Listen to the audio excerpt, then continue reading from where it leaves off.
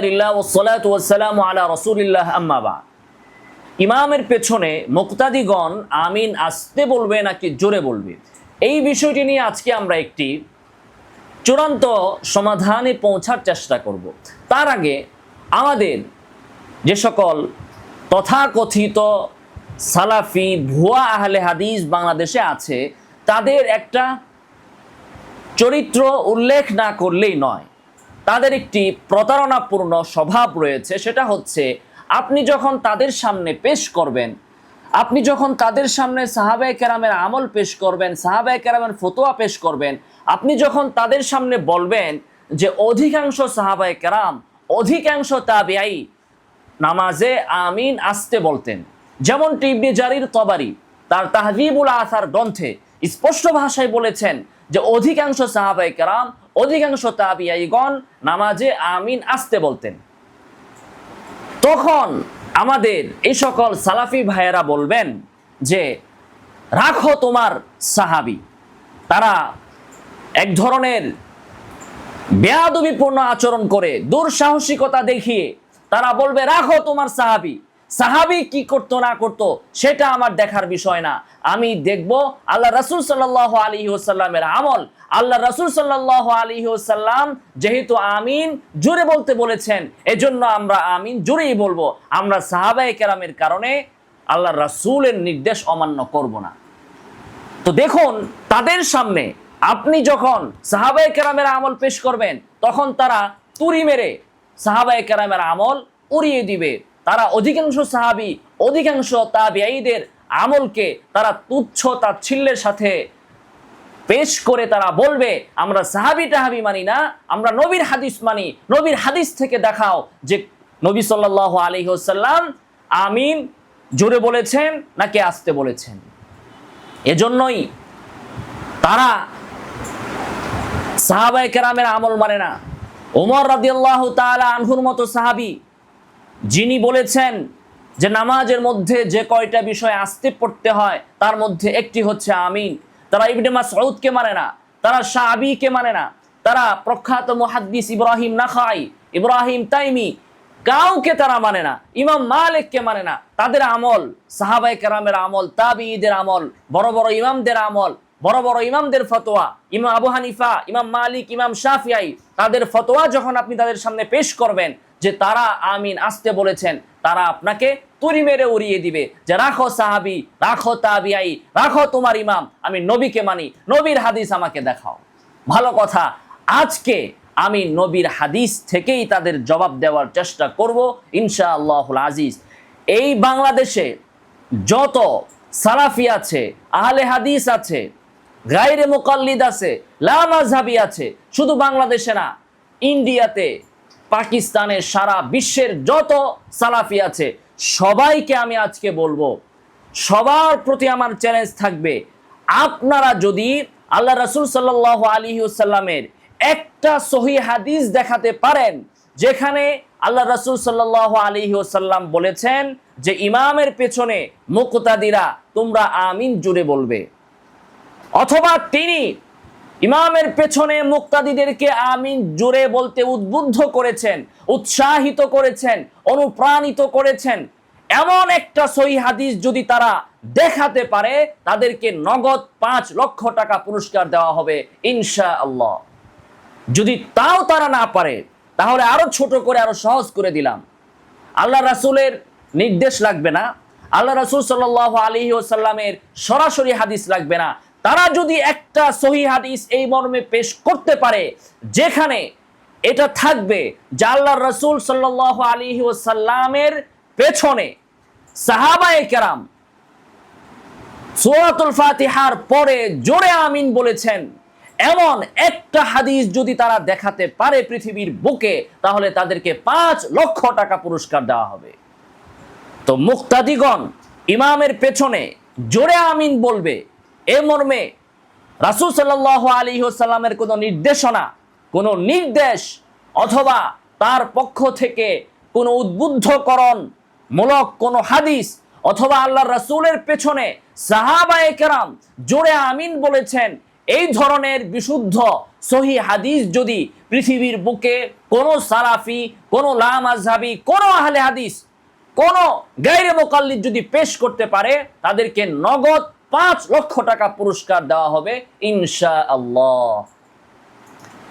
এই চ্যালেঞ্জ যখন আপনি তথাকথিত কোনো লা মাযহাবির সামনে পেশ করবেন, তখন তারা কি জবাব দিবে? জবাবটা আমি বলে দেই। আজকে আমার এই ভিডিওর কমেন্টে তারা সেই জবাবটাই দিবে। জবাবটা আমি বলে দেই। যখন আপনি তাদের থেকে নবীর আমল চাবেন, নবীর হাদিস চাবেন, নবী সাল্লাল্লাহু আলাইহি ওয়াসাল্লামের পেছনে সাহাবায়ে কেরামের আমল কি ছিল, এই মর্মে বিশুদ্ধ হাদিস যখন তাদের কাছে তালাশ করবেন, তখন তারা আপনার সাথে পেশ করবে আব্দুল্লাহ ইবনে জুবাইরের পেছনে তার মুক্তাদিরা জোরে আমিন বলেছিল, ওই হাদিস তারা পেশ করবে। অথচ একটু আগেই আপনি যখন তাদের সামনে অধিকাংশ সাহাবায়ে কেরামের আমল এবং তাবিঈদের আমল পেশ করেছেন, তখন তারা তুড়ি মেরে উড়িয়ে দিয়ে বলছে, আমরা সাহাবী মানি না, নবীর হাদিস দেখাও। এবার যখন আপনি নবীর হাদিসের পয়েন্টে আসছেন, এখন তারা সাহাবায়ে কেরামের আমলের দিকে চলে যান। এই হচ্ছে তাদের প্রতারণা। সাহাবীর আমল দিয়ে আপনি যদি দলিল দেন, তারা যাবে নবীর হাদিস থেকে দলিল। নবীর হাদিস থেকে আপনি যদি তাদেরকে যুক্তি দেন, দলিল দেন, তখন তারা ফিরে আসবে আবার সাহাবীর আমল। দেখবেন সঙ্গে সঙ্গে তারা বলবে যে বুখারীতে তালিকান এসেছে, তারপরে মুসান্নাফে আব্দুর রাজ্জাকে এসেছে, আব্দুল্লাহ ইবনে জুবাইরের পেছনে মুক্তাদিরা এত জোরে আমিন বলতো যে মসজিদে গুম গুম করতো। তো আব্দুল্লাহ ইবনে জুবাইর এবং তার পেছনের মুক্তাদিদের আমল যদি তুমি মানো, তাহলে অধিকাংশ সাহাবী এবং তাবিঈরা যে আস্তে আমিন বলার পক্ষে ছিলেন, যেটা ইবনে জারির তবারি তার বিখ্যাত হাদিস গ্রন্থে তাহযীবুল আসারে বলেছেন, সেটা কেন তুমি মানো না?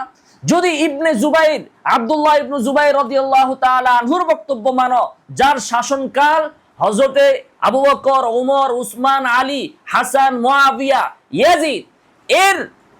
ইয়াজিদের সমসাময়িক, যিনি মুসলিম বিশ্বের কিছু অংশে শাসন পরিচালনা করেছিলেন, নবী সাল্লাল্লাহু আলাইহি ওয়াসাল্লামের ওয়াফাতেরও কত বছর পরে, খোলাফায়ে রাশেদারও দীর্ঘ সময় পরে, ওই সাহাবীর এবং তার মুক্তাদিদের আমল যদি আপনাদের কাছে গ্রহণযোগ্য হয়ে থাকে, তাহলে উমর রাদিয়াল্লাহু তাআলা আনহুর ফতোয়া আপনারা কোন সাহসে তুড়ি মেরে উড়িয়ে দিয়ে বলেন যে আমরা উমর মানি না, নবীর হাদিস থেকে দেখাও? নবীর হাদিস থেকে যদি দেখাইতে আসেন, তাহলে আপনি কেন আব্দুল্লাহ ইবনে জুবাইরের সেই বক্তব্য দিয়ে দলিল পেশ করেন? আপনার সামনে এই সকল মুখোশধারী সালাফিদের সামনে যখন ইবনে মাসউদের হাদিস পেশ করা হয়, বলে যে ইবনে মাসউদ মানি না, নবীকে নিয়ে আসো, নবীর হাদিস নিয়ে আসো। এদের সামনে যখন ইব্রাহিম নাখাই, ইব্রাহিম তাইমি, শাবি, প্রখ্যাত মুহাদ্দিস ইমাম মালিক, ইমাম শাফিঈ, আবু হানিফা, সুফিয়ান থাউরি, এই ধরনের বিখ্যাত আলেম, সাহাবী, তাবিঈ, তাদের ফতোয়া, তাদের আমল যখন পেশ করা হয়, তখন তারা বলে আমরা এগুলো কিচ্ছু মানি না, নবীর হাদিস দেখাও। এখন যখন তাদের কাছে নবীর হাদিস চাওয়া হয়, তখন তারা আবার ফিরে যায় আব্দুল্লাহ ইবনে জুবাইরের কাছে। এটাই হচ্ছে তাদের চরিত্র। তাদের বর্তমান বিশ্বের যত ভুয়া সালাফি আছে, এদের কোনো মানহাজ ঠিক নাই। এরা কি নবীর হাদিস মানবে না সাহাবীর ফতোয়া মানবে? এদের কোনোটাই ঠিক নাই। এরা হচ্ছে সুবিধাবাদী। যখন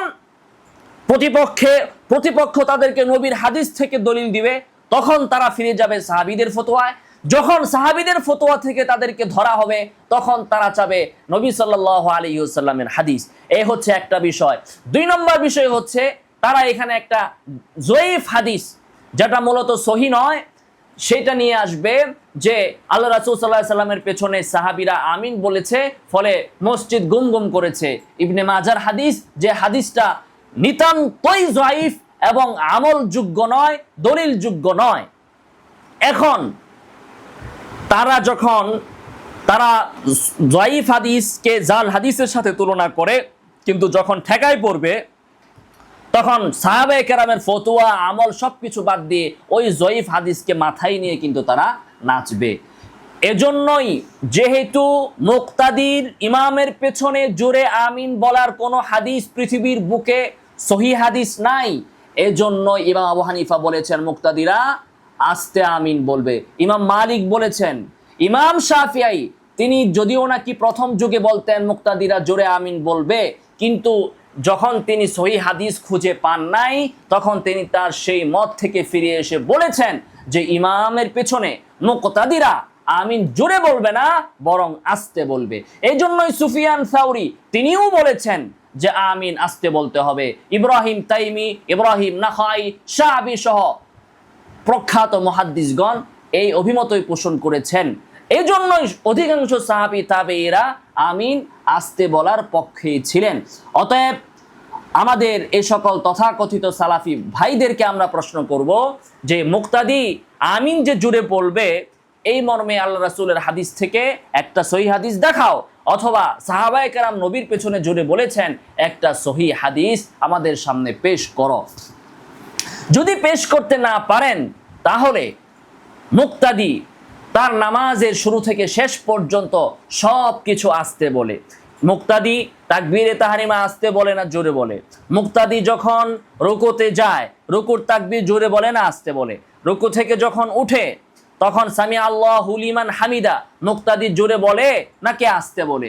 মুক্তাদি যখন সাজদায় যায় সাজদার তাকবীর জোরে বলে না আস্তে বলে। মুক্তাদি তার নামাজের সব কিছু আস্তে বলবে, তো আমিন জুড়ে বলবে এইটার একটা দলিল আপনি তো পেশ করবেন, কিন্তু দলিল ছাড়া আপনি কেন বলবেন যে মুক্তাদিরা জোরে আমিন বলবে? এবার আসুন আমরা সহিহ মুসলিমের একটি হাদিস দেখি, 415 নং হাদিস। সেখানে আবু হুরায়রা রাদিয়াল্লাহু তাআলা আনহু থেকে বর্ণিত, রাসূল সাল্লাল্লাহু আলাইহি ওয়াসাল্লাম বলেছেন, রাসূল সাল্লাল্লাহু আলাইহি ওয়াসাল্লাম ইউআল্লিমুনা আমাদেরকে নামাজ শিক্ষা দিয়েছেন। আবু হুরায়রা বলতেছেন, তিনি বলেন ইয়াকুল তিনি বলতেন লা তুবাদিরুল ইমাম তোমরা ইমাম থেকে আগে বেড়ে যাবে না। ইদা কাব্বারা ফাকাব্বিরু ইমাম যখন তাকবীর বলবে তখন তোমরা তাকবীর বলবে। আপনারাই বলুন, ইমাম যখন নামাজে তাকবীর বলে তখন আপনি কি তাকবীর জোরে বলেন নাকি আস্তে বলেন? নিশ্চয়ই আপনি তাকবীরটা আস্তে বলেন। এরপর আল্লাহ রাসূল বলেন ওয়াইদা ক্বালা ওয়ালাদ-দাল্লিন ফাকুলু আমিন ইমাম যখন ওয়ালাদ-দাল্লিন বলবে তখন তোমরা আমিন বলবে। তো আগে আমরা দেখালাম ইমাম যখন তাকবীর বলবে তখন তোমরা তাকবীর বলবে, সেই জায়গায় আমরা নবীর হাদিসটা কিভাবে মেনেছি? আস্তে আমিন আস্তে তাকবীর বলার মাধ্যমেই মেনেছি। তো ইমাম যখন ওয়ালাদ-দাল্লিন বলবে আল্লাহ রাসূল বলেন তখন তোমরা আমিন বলবে, এইটা কেন আমি জোরে বলবো? এইটার দলিলটা কি? যদি আমি আমিন জোরে বলি তো তাকবীরটা কেন আমি আস্তে বলবো? এরপরে এখানে খেয়াল করুন, রাসূল সাল্লাল্লাহু আলাইহি ওয়াসাল্লাম বলতেছেন ইমাম যখন ওয়ালাদ-দাল্লিন বলবে, কেন এই কথা বলা হলো?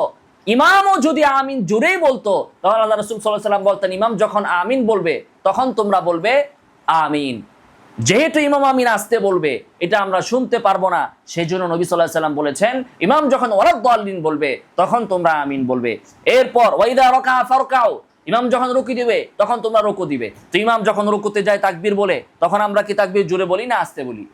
নিশ্চয়ই আমরা আস্তে বলি। তাহলে যদি আমিন ইমামের আমিনের পরে আমরা যদি আমিন ইমামের আমিনের সাথে ইমামের ওয়ালাদ-দাল্লিনের পরে আমরা আমিন যদি জোরে বলি তাহলে এখানে রুকুর তাকবীর কেন আমরা আস্তে বলবো? ওয়াইদা ক্বালা সামি আল্লাহু লিমান হামিদা ফাকুলু আল্লাহুম্মা রাব্বানা লাকাল হামদ ইমাম যখন বলবে সামি আল্লাহু লিমান হামিদা তখন তোমরা বলবে আল্লাহুম্মা রাব্বানা লাকাল হামদ। এটাকে আমরা জোরে বলি নাকি আস্তে বলি? যদি আমিন আপনি বলেন যে আমিন জোরে বলতে হবে তাহলে আপনি ইমামের সাথে তাকবীর কেন আস্তে বলবেন? আপনি ইমামের সাথে আল্লাহুম্মা রাব্বানা লাকাল হামদ কেন আস্তে বলবেন? তো এ থেকেই বোঝা গেল মুক্তাদি ইমামের সাথে তার নামাজে শুরু থেকে নিয়ে শেষ পর্যন্ত একটা শব্দ জোরে উচ্চারণ করে না। যদি আপনি বলেন আমিন জোরে বলতে হবে তাহলে তো এটা নিয়মের ব্যতিক্রম হলো। এই ব্যতিক্রমটা যদি আপনি সাব্যস্ত করতে চান তাহলে হাদিস দিয়ে সাব্যস্ত করতে হবে।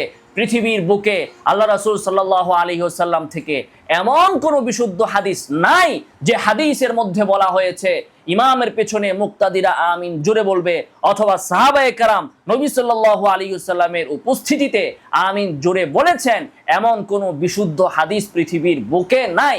অতএব অন্যান্য তাকবীরের মতো তাসবিহের মতো আমিনও মুক্তাদিরা স্বাভাবিক নিয়মেই আস্তে বলবে, জোরে বলবে না।